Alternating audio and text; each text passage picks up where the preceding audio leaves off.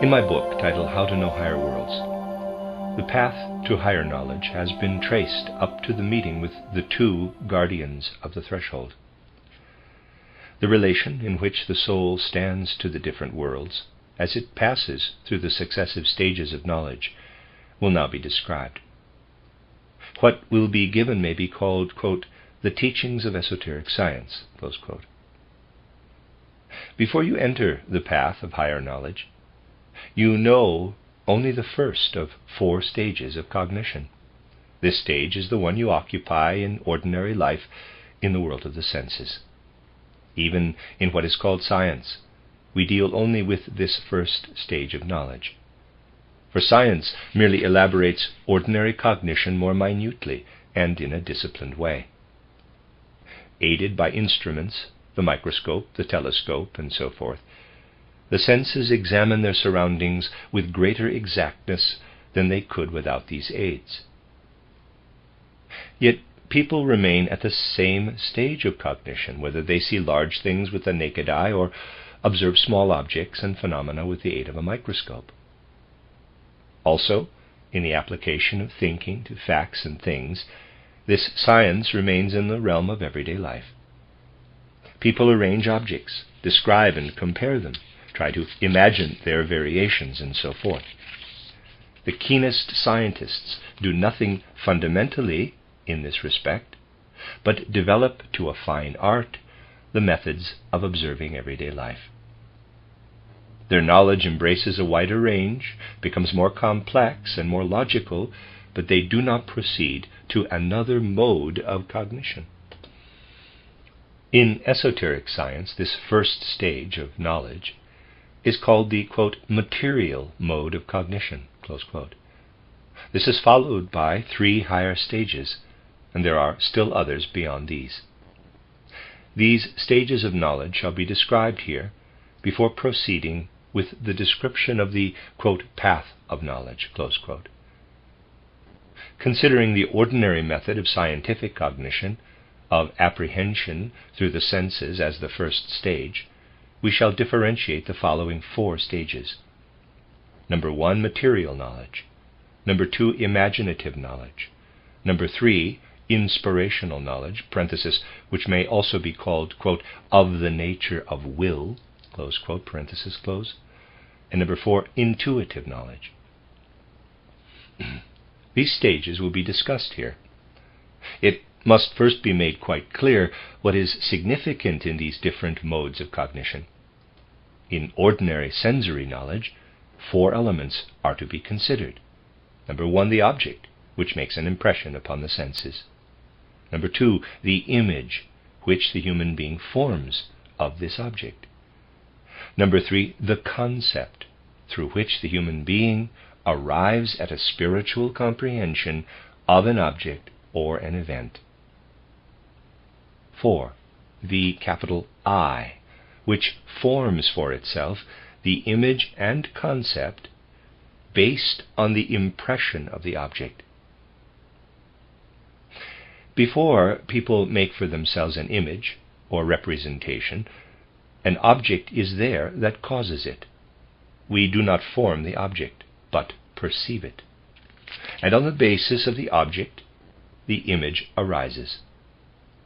As long as we are looking at an object, we are dealing with the thing itself. The moment we turn away from it, we are left with only the image. The object is relinquished, the image is retained in the memory. But one cannot stop here at the image-making stage. One must go on to concepts. The distinction between image and concept is absolutely necessary if we are to be clear at this point. Suppose one sees an object of circular form. Then one turns away and retains the picture of the circle in memory. So far, one has not yet the concept of the circle. We attain this concept only when we say to ourselves, quote, a circle is a figure in which all points are equidistant from the center, close quote. Understanding of a thing is attained only when we have formed a concept of it. There are all kinds of circles, small, large, red, blue, and so forth. But there is only one concept circle. All these things will be approached more closely. For the moment, it will suffice to sketch what is necessary to characterize the first four stages of knowledge. The fourth element to consider in material cognition is the I, in which a union of images and concepts is produced. The I stores the image in memory. Otherwise, a continuing inner life would be impossible. Images of things would remain only so long as the things themselves affected the soul. But the inner life depends on linking one perception with another. The I directs itself to the world today because in the presence of certain objects, images from yesterday of similar objects arise. It is obvious that soul life would be impossible if the image of a thing could be held only as long as the thing itself was present. In relation to concepts also, the I forms the unity. It combines its concepts and so makes a survey, evokes an understanding of the world. This linking of concepts is what occurs in, quote, forming judgments, close quote. A being having only loosely connected concepts would not find a way in the world. All human activity depends on our capacity to combine concepts, that is, to form judgments. The material mode of cognition rests on the fact that human beings receive impressions through the senses of things and representations of the outer world. We have the power of sensing, or sensibility. The impression received from outside is also called sensation. Therefore, in material cognition, four elements have to be considered: sensation, image, concept, and capital I. At the next higher stage of knowledge, the impression made upon the outer senses, the sensation, falls away. There is no longer any outer sensory object. Of the elements to which we are accustomed in ordinary knowledge, there remains only the three: image, concept, and I. Ordinary knowledge in a healthy individual does not create an image or concept unless an object confronts the outer senses. The I then remains inactive. Anyone who forms images for which the corresponding sensory objects do not actually exist lives in fantasy.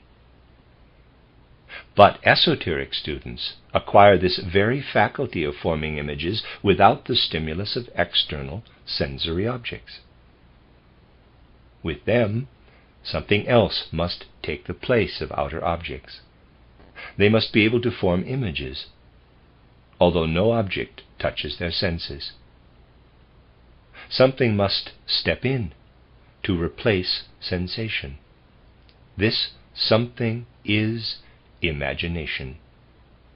At this stage, images appear to the esoteric student in exactly the same way as if a sensory object were making an impression.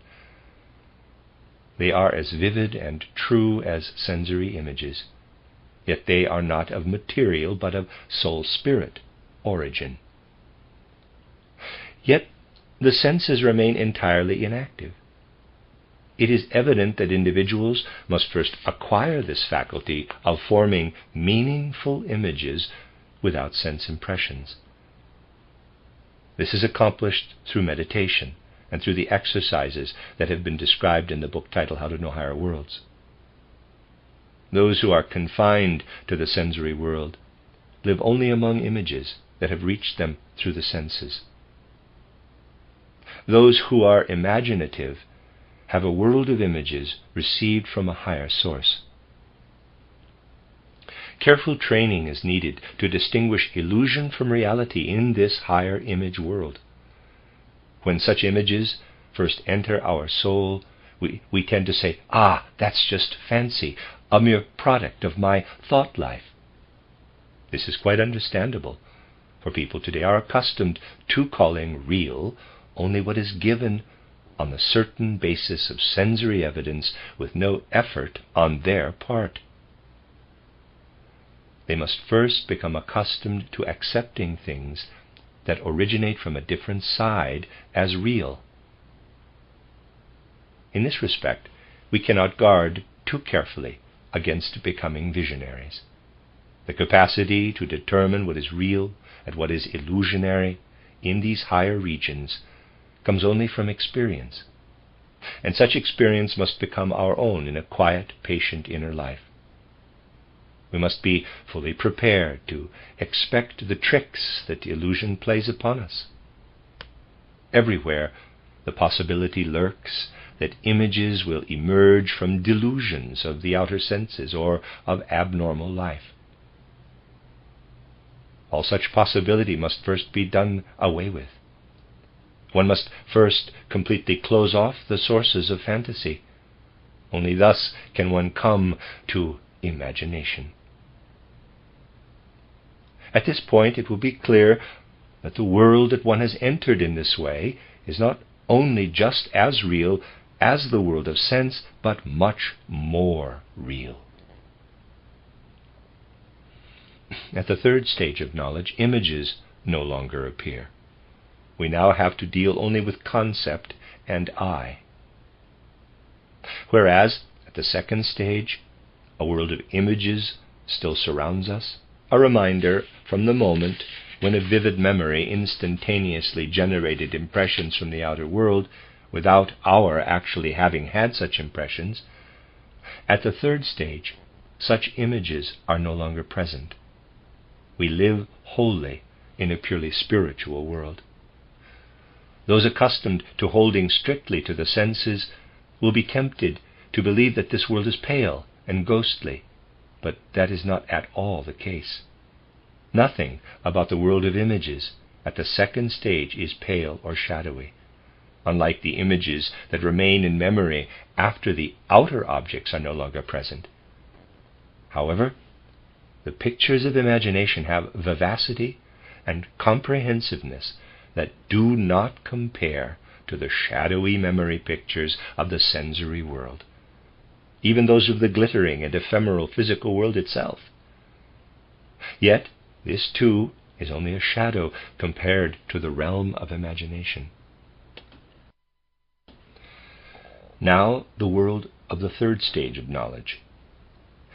Nothing in the sensory world can even suggest its wealth and abundance. What was sensation at the first stage of cognition, imagination at the second, here becomes inspiration. Inspiration gives the impressions, and the I forms the concepts. If anything in the sensory realm can be compared with this world of inspiration, it is the world of tone, opened to us by our sense of hearing. Here, however, we are not dealing with the tones of earthly music, but purely spiritual tones. One begins to hear, in quotes, what is going on at the heart of things. The stone, the plant, and so on become spiritual words. The world begins to express its true nature to the soul. It sounds strange, but it is actually true that at this stage of knowledge we, quote, hear spiritually the grass growing, close quote. A crystal form is perceived as sound. An opening blossom speaks to us. Those who are inspired can proclaim the inner nature of things. Everything rises before the soul, as though from the dead, in a new kind of way. They speak a language that stems from another world, and that alone can make the everyday world comprehensible. Finally, at the fourth stage of knowledge, inspiration also ceases. Of the elements customarily observed in everyday knowledge, the I alone remains to be considered. The attainment of this stage by the esoteric student is marked by a definite inner experience.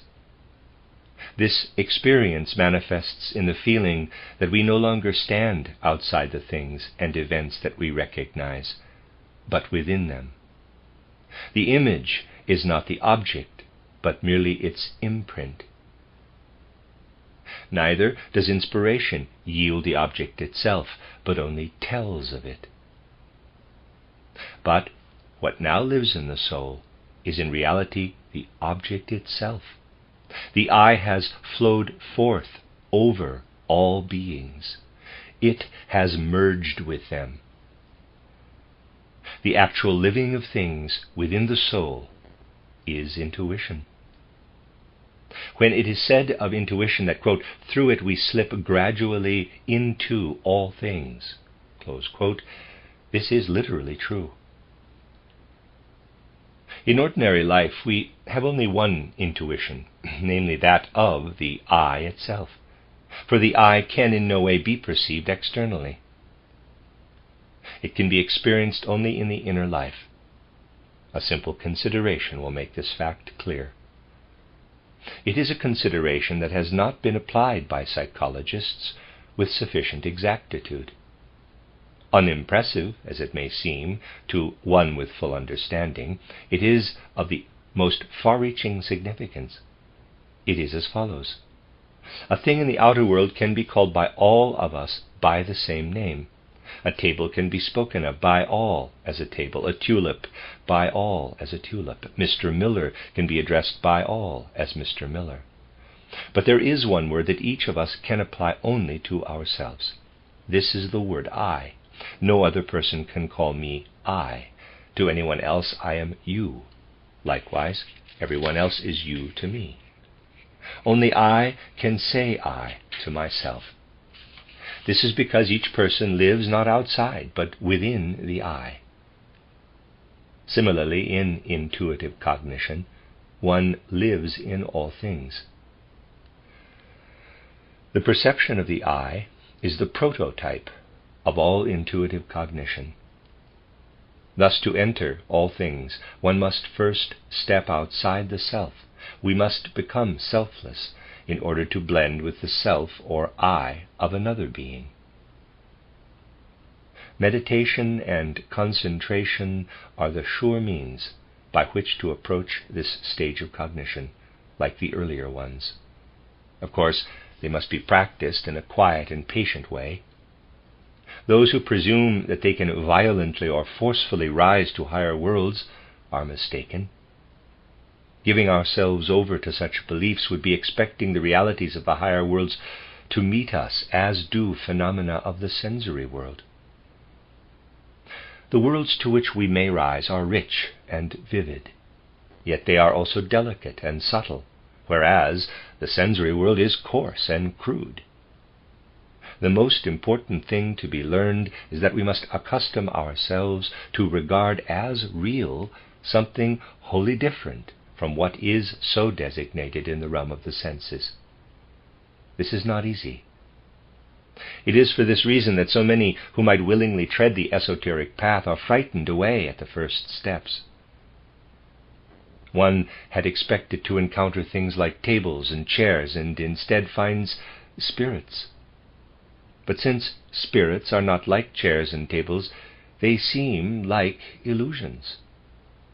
The only thing wrong is the unusualness. One must first acquire the right feeling for the spiritual world. Then one will not only see, but also acknowledge what is spiritual. A large part of esoteric training is concerned with this right acknowledgement and assessment of the spiritual. The state of sleep must first be considered if we are to arrive at any understanding of imaginative cognition. As long as we have attained no higher stage than material cognition, the soul truly lives during sleep, but is incapable of perception in the world in which it dwells while asleep. In this world it is like the blind among material objects. Such a one lives in the world of light and color, but does not perceive them. From the outer sensory organs, the eye, the ear, the ordinary brain activity, and so forth, The soul has withdrawn in sleep. It receives no impressions through the senses. Now, what is it doing during sleep? It must be realized that in waking life the soul is continually active. It takes in the outer sense impressions and works upon them. That is its activity. It stops this during sleep, but it is not idle. While sleeping, it works upon its own body. This body is worn out by the activity of the day. This expresses itself in fatigue. During sleep, the soul occupies itself with its own body in order to prepare it for further work when it again awakens. We see from this how essential is proper sleep to bodily well-being. Accordingly, those who do not sleep sufficiently hinder their soul in this necessary repair work upon the body.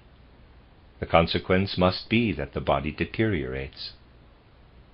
The forces with which the soul works upon the body during sleep are the same through which it is active in the waking state. But in the latter case, they are applied for absorbing the impressions of the outer senses and working upon them. Now, when imaginative cognition approaches in us, part of the forces directed upon the body in sleep must be employed in another way. Through these forces are formed the spiritual sense organs that provide the possibility for the soul not merely to live in a higher world, but also to perceive it.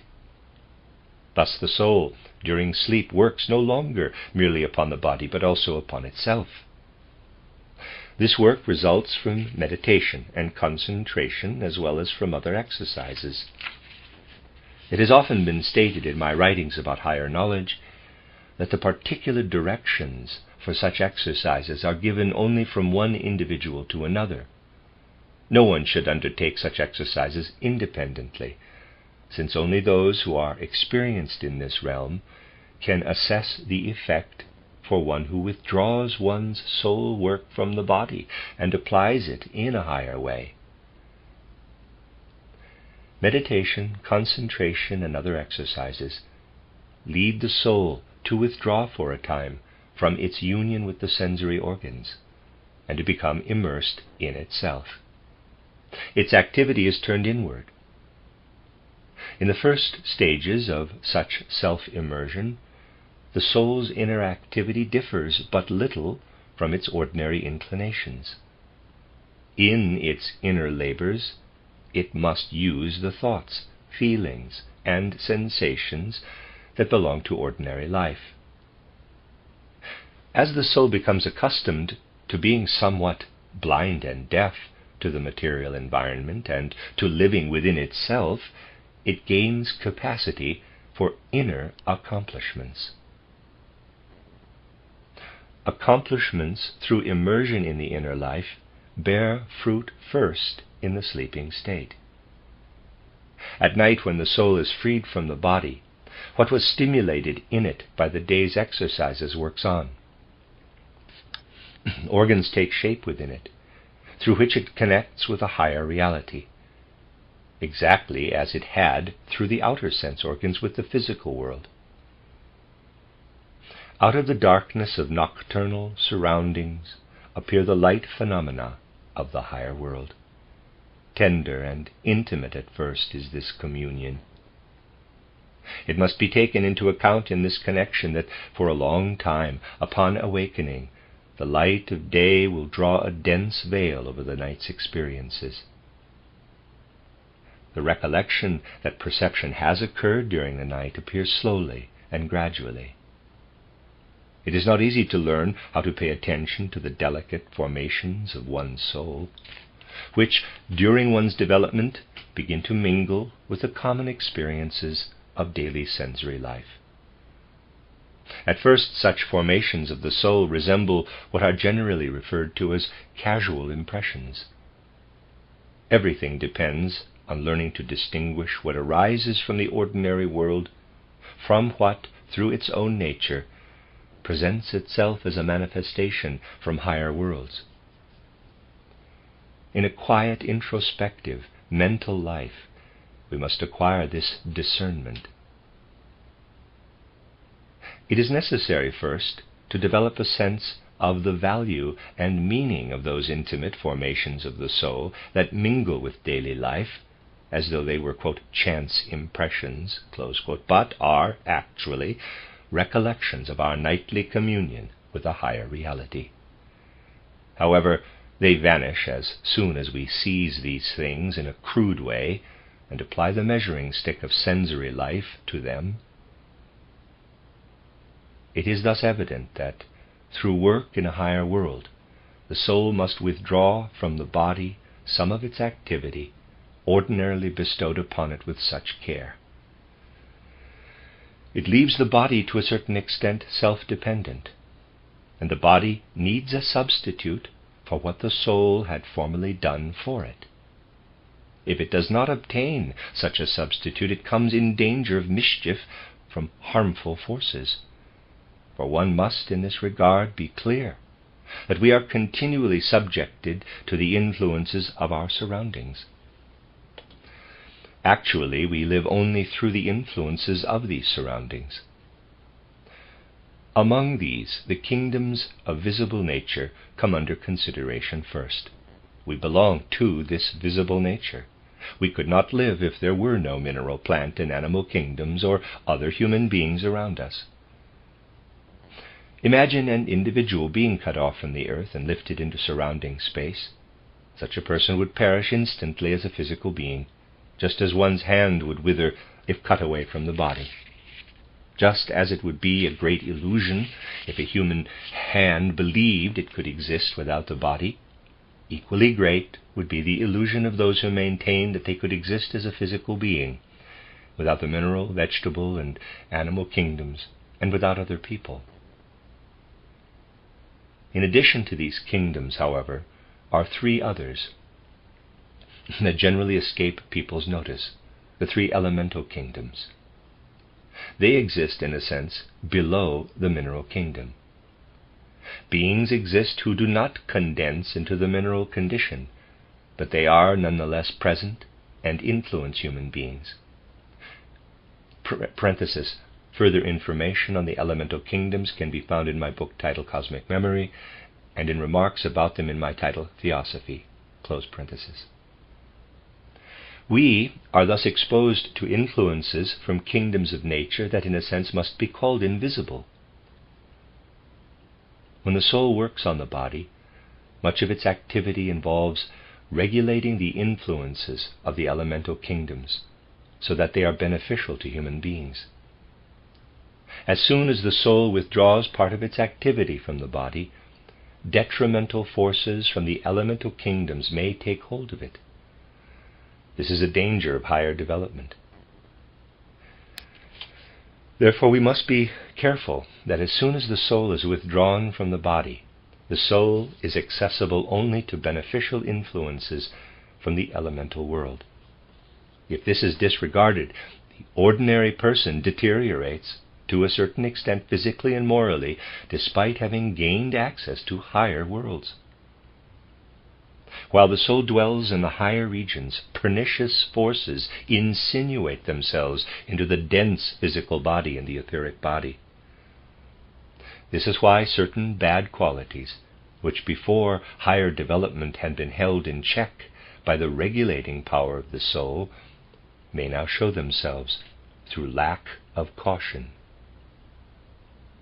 When they enter higher worlds, people formerly of good moral character may under such circumstances reveal all kinds of low inclinations, increased selfishness, untruthfulness, vindictiveness, wrath, and so on. Those alarmed by this fact need not be deterred from rising to the higher worlds, but they must be careful to prevent such occurrences. Our lower human nature must be fortified and made inaccessible to dangerous elemental influences. This can be brought about by consciously cultivating certain virtues presented in writings on spiritual development. This is why they must be carefully sought. They are the following.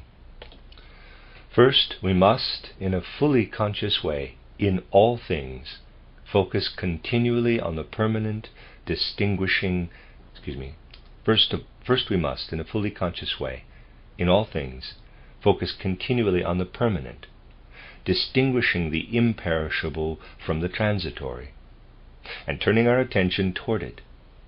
In all beings and phenomena, we can suppose or discern something that remains after the transitory appearance has faded away.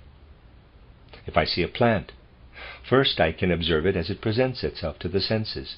No one should neglect to do this, for anyone who has not become thoroughly familiar with the perishable aspect will detect the eternal in phenomena. Okay, I'm going to discuss this sentence. I think there's a word missing.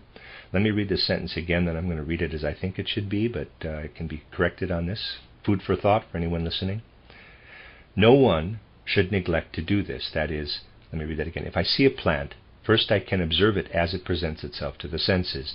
No one should neglect to do this, for anyone who has not become thoroughly familiar with the perishable aspect will detect the eternal in phenomena. I think that's incorrect. I think it should say, no one should neglect to do this, for anyone who has not become thoroughly familiar with the perishable aspect will not detect the eternal in phenomena. I think the word not is missing, but I don't know for sure. End of aside by the reader. Those who fear that fixing attention on the spiritually imperishable will cause them to lose the freshness and naturalness of life do not really understand the nature of this process. When I look at a plant in this way, it can become clear to me that within it is a lasting, living impulse that will reappear in a new plant when the present plant has long since crumbled to dust. We must adopt such an attitude in our whole approach to life.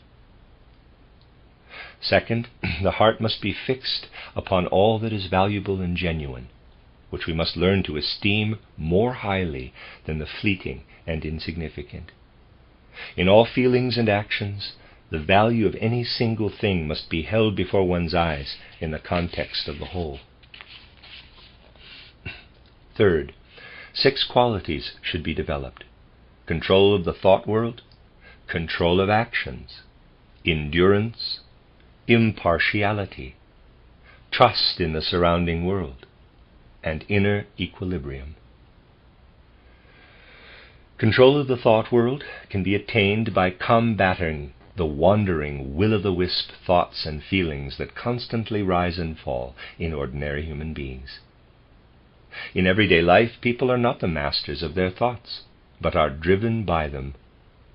Naturally, this must be so, for life drives people, and as practical individuals, they must yield to this. In ordinary life, there is no alternative. To approach a higher reality, however, at least brief periods must be set aside, during which we become rulers of our thoughts and feelings. In complete inner freedom, we place a thought at the center of the soul, where ideas otherwise thrust themselves upon us from without. We try to keep all intruding thoughts and feeling away, and to link only what we will to admit as suitable with the first thought. Such an exercise works beneficially on the soul, and through the soul on the body. It brings the body into such an harmonious condition that it withdraws itself from harmful influences, despite the fact that the soul is not affecting it directly. Controls of actions similarly involves regulation of acts through inner freedom.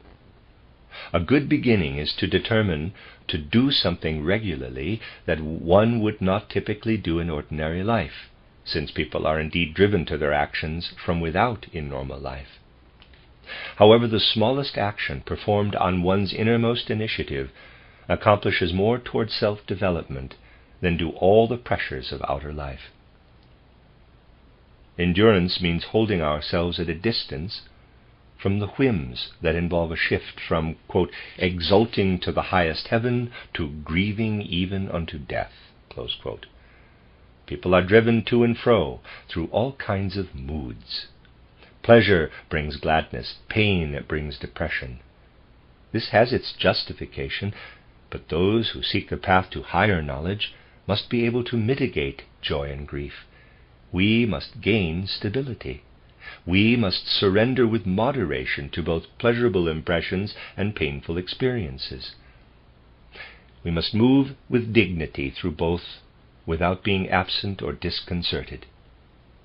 This does not produce lack of feeling, but brings us to the steady center within the ebbing and flowing tides of life around us. We always have ourselves in control. Another important quality is positivity. This can be developed in those who in all things have an eye for the good, This can be developed in those who in all things have an eye for the good, beautiful, and purposeful aspects of life, and not primarily for the blameworthy, ugly, and contradictory. In Persian poetry there is a beautiful legend about Christ that illustrates the meaning of this quality. A dead dog is lying on the road. Among those who pass by is Christ. Everyone else turns away from the ugly sight. Only Christ pauses and speaks admiringly of the animal's beautiful teeth.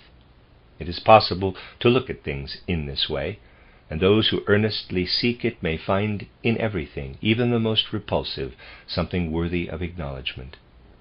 The fruitfulness in things is not in what is lacking in them, but in what they have. It is also important to develop impartiality. We have all gone through our experiences, and from them have formed a fixed set of opinions through which we direct our lives. Just as conformity to experience is of course necessary, on the one hand, it is also important that those who would pass through spiritual development to higher knowledge always keep an eye open for everything new and unfamiliar that confronts them. They will be as cautious as possible with judgments such as, quote, "that is impossible," close quote, or, quote, "that cannot be," close quote. Whatever opinions may have been formed from previous experiences, they will be ready at any moment, when encountering something new, to allow a new opinion. Love for our own opinions must vanish. Once these 5 qualities have been acquired, the 6th presents itself as a matter of course: inner balance and harmony of spiritual forces.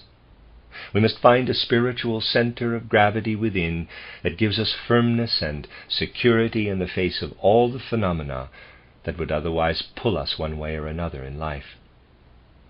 We must not avoid full participation in surrounding life, and everything must be allowed to work on us. Fleeing the distractions of life is not the correct course, but rather a fully devoted surrender to life with the sure, firm guarding of inner balance and harmony.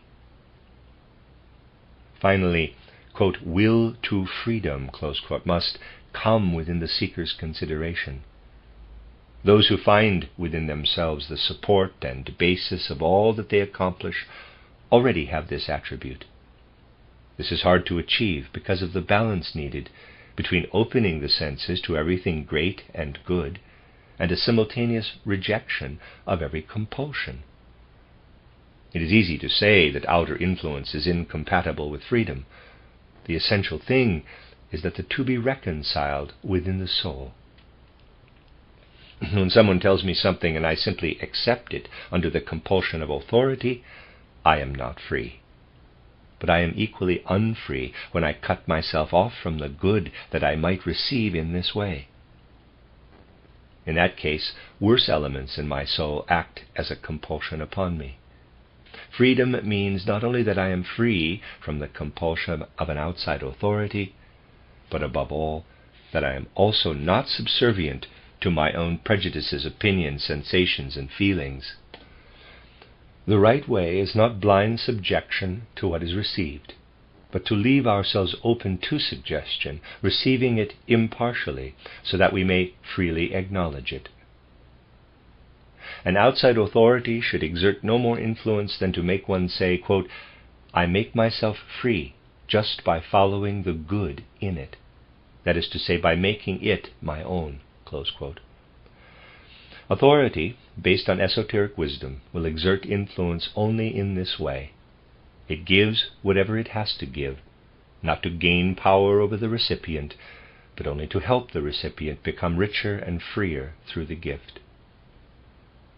The significance of these qualities has already been touched on in the discussion of the lotus flowers in How to Know Higher Worlds. It showed their relationship to the development of the 12-petal lotus flower in the region of the heart and to the currents of the ether body connected with it. From what has been said, it is now evident that these qualities enable the seeker to dispense with those forces that formerly benefited the physical body during sleep, and which now, because of one's development, must be gradually withdrawn from this task. Imaginative knowledge develops under such influences.